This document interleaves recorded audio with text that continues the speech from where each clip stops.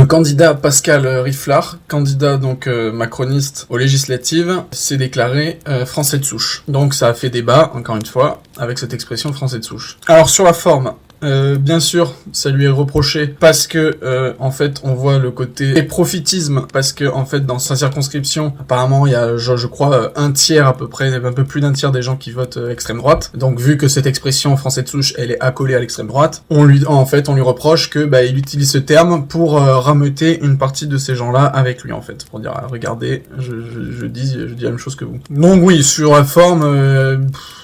Alors, est-ce qu'il le fait exprès ou non? Si vraiment il a fait exprès de faire ça pour ça, j'ai envie de dire aux gens qui sont scandalisés, réveillez-vous, parce que c'est ça la politique depuis que la politique existe. Le but, c'est ramener des gens. Si vous êtes choqués par ça, ça me paraît bizarre que vous n'êtes pas choqués par tout ce que les politiques disent depuis toujours. Le but des politiques, c'est de dire les choses qui vous plaisent à l'oreille. Je sais pas si vous avez remarqué, en fait, mais tous les politiques, quand ils vous parlent, c'est bisounoursland. C'est des choses bien, oui, mais voilà, je vais faire ça, tout est super, tout est cool.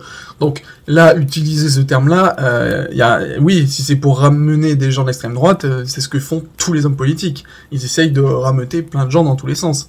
Regardez avec la campagne, avec la présidentielle 2022. Donc bref, vraiment sur la forme, voilà, si c'est vraiment sur la forme, il y a absolument rien de choquant, parce que, il est pas con.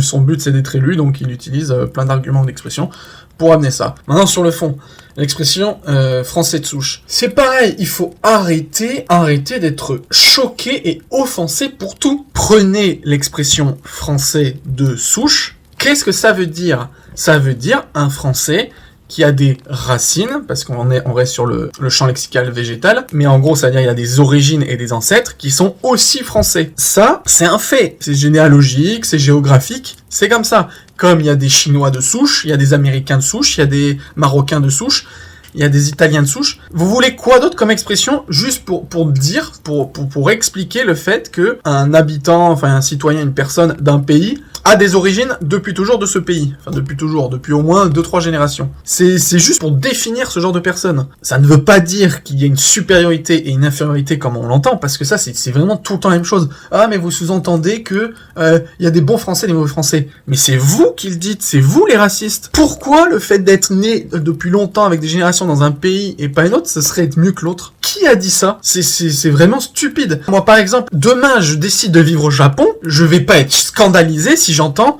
oui, mais les Japonais de souche, blablabla. Je sais que moi, je serais pas un Japonais de souche. Déjà, je serais immigré. Et même si je faisais des enfants là-bas au Japon, qui seraient du coup japonais, parce qu'ils seraient nés... et encore, je sais même pas s'il y a le droit de sol là-bas. Mais bref, même si j'avais des enfants et des petits-enfants, mon petit-fils, c'est pas un Japonais de souche. Parce que je suis français. Et je serais fier d'être français, je serais content. Même si j'adorais le pays du Japon parce que je serais venu y vivre, par choix. Donc, j'aimerais ce pays, le Japon. Mais je serais fier aussi d'être français. Et je me dirais pas, c'est scandaleux de distinguer un Japonais de souche de mon petit-fils qui n'est pas Japonais de souche. C'est une vérité. Après, si les gens, ils utilisent cette expression comme idéologie pour dire on doit avoir plus de droits, on doit avoir plus de privilèges, évidemment que ça, c'est un scandale et que c'est inacceptable. Mais quand tu veux juste expliquer des faits de société, ou peu importe, c'est un fait. Cette expression n'a rien de scandaleuse. Français de souche, ça veut pas dire français number one, ça veut pas dire français top. Souche, ça veut dire juste qu'il y a des origines françaises. Donc rien n'est choquant dans cette expression.